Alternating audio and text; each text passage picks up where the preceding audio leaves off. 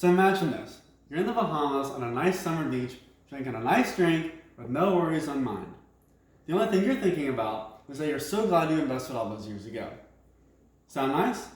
Hi, my name is Parker Mitchell, and today I'm going to be talking to you about the importance of investing and why you should be investing now.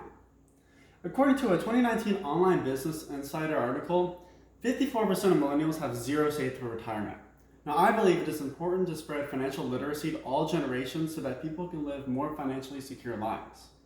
Today, I'll be discussing why now is the best time to invest, investment growth, and the consequences for not investing at all or just investing late. First, let's talk about direction. Now, there is without a doubt a common opinion that the stock market is scary, that it's confusing, it's hard to understand. But if history is due to repeat itself, there should be nothing to worry about. Because according to an online Investopedia article written by J.B. Maverick titled, "What is the average annual return of the S&P 500?" you will read that there is an average annual return of 8%. This should relieve some fear, as this basically means success is inevitable. Even if there is a dip in the market, historically speaking, it should bounce back. Now that you understand that the overall market is in fact in an upward trend, let's talk about the options you have for investment. One of the simplest forms of investing is a 401k or a Roth IRA. Typically, you put money side to side every single month and let it gain interest. This works better when you start sooner rather than later due to the power of compound interest, meaning the more money you have in your account, the more money you will make off of it.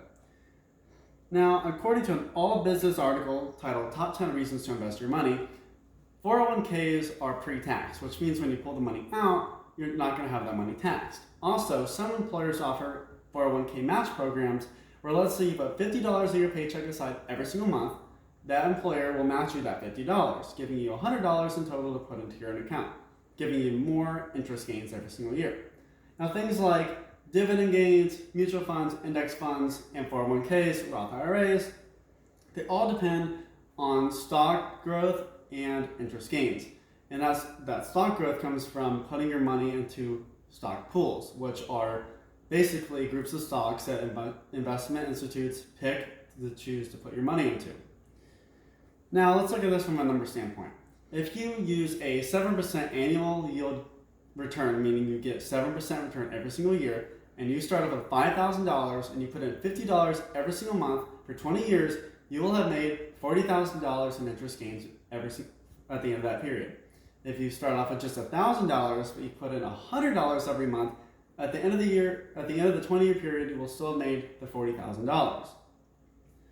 Now that you understand the few options that you have and why it is important to start off earlier rather than later so that you can make more money off of compound interest, let's talk about what happens when you don't invest, or just when you invest later.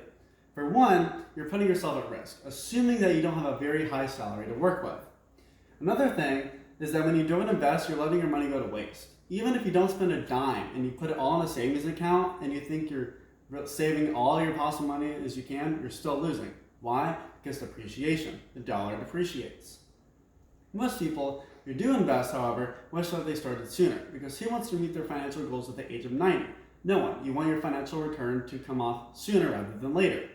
Now, with knowing this and knowing the power of compound interest and the fact that you should be starting sooner rather than later, I hope that you know the options that you have so that you can use this for your own future.